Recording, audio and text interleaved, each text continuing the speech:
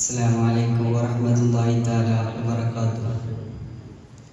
Bismillah walhamdulillah wassalatu wassalamu ala asyrafir rasulillah wa ala alihi wa sahbihi ajma'in amma ba'd. ബഹുമാനപ്പെട്ട സയ്യിദന്മാർ, മറ്റു ഉസ്താദുമാർ, എൻ്റെ മുത്തഅല്ലിം സുഹൃത്തുക്കൾ,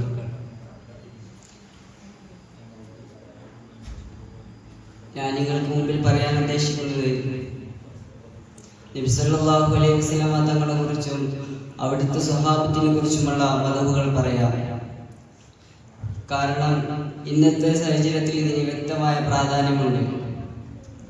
സ്വഹാബത്തിനെയും അവിടുത്തെ അനുചരന്മാരെയും വില കൽപ്പിക്കാതിരിക്കുകയും തള്ളിപ്പറയുകയും ചെയ്യുന്ന കാലഘട്ടത്തിലാണ് നാം ജീവിച്ചുകൊണ്ടിരിക്കുന്നത്.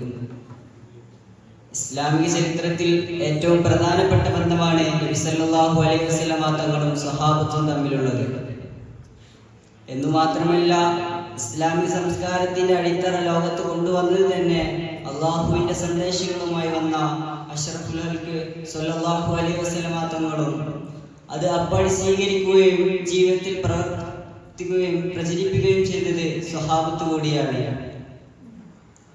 സ്വഹാബത്തി എന്ന പദം കൊണ്ട് ഉദ്ദേശിക്കുന്നത് തന്നെ തങ്ങളോട് കൂടെ ഒരു നിമിഷമെങ്കിലും സഹവസിച്ചവര് എന്നാണ്. സ്വഹാബത്തിന്റെ ഏറ്റവും വലിയ വിജയമായി നമുക്ക് മനസ്സിലാക്കാവുന്നത് അവർ തിരുജീവിതം നേരിട്ട് മനസ്സിലാക്കി എന്നതാണ്.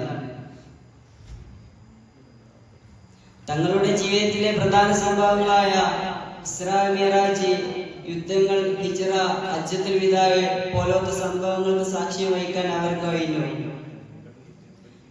അതുവഴി തിരുചര്യ ജീവിതത്തിൽ പകർത്താനും അവർ കാണിച്ചു.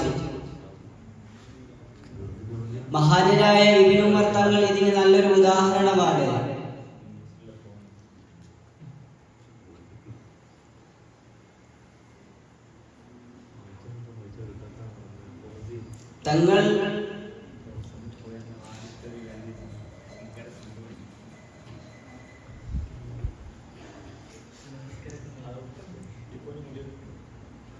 തങ്ങൾ സഞ്ചരിച്ച പാതയിൽ മരക്കൊമ്പുള്ള കാരണത്താൽ തല താഴ്ത്തി സഞ്ചരിച്ച സ്ഥലത്ത് എത്തിയപ്പോൾ കാലങ്ങൾക്ക് ശേഷവും മരക്കൊമ്പ് ഇല്ലാഞ്ഞിട്ട് പോലും തല താഴ്ത്തി സഞ്ചരിക്കും വിധം സഞ്ചരിച്ചവരായിരുന്നു മഹാനരായ ഇബ്നു ഉമർ തങ്ങൾ.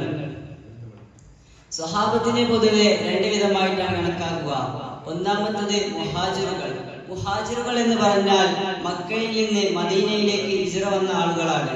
രണ്ടാമത്തത് മക്കയിൽ നിന്ന് ഹിജ്റ വന്ന മുഹാജിറുകളെ എന്ത് വില കൊടുത്തും സ്വീകരിക്കാൻ തയ്യാറായവരാണ് അൻസ്വാറുകൾ.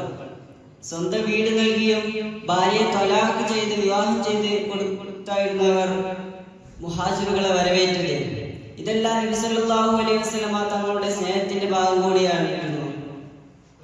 എന്നാൽ തിരിച്ച് നബി സല്ലല്ലാഹു അലൈഹി വസല്ലം തങ്ങളും സ്വഹാബത്തിനോട് വളരെ സ്നേഹത്തിനും ബഹുമാനത്തിനുമായിരുന്നു കഴിഞ്ഞിരുന്നത്.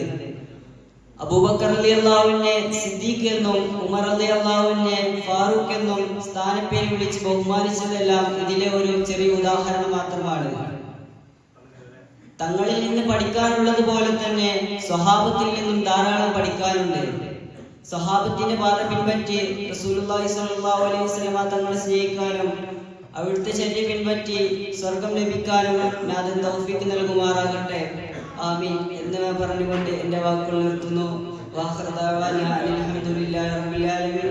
അസ്സലാമു അലൈക്കും വറഹ്മത്തുള്ളാഹി തആല.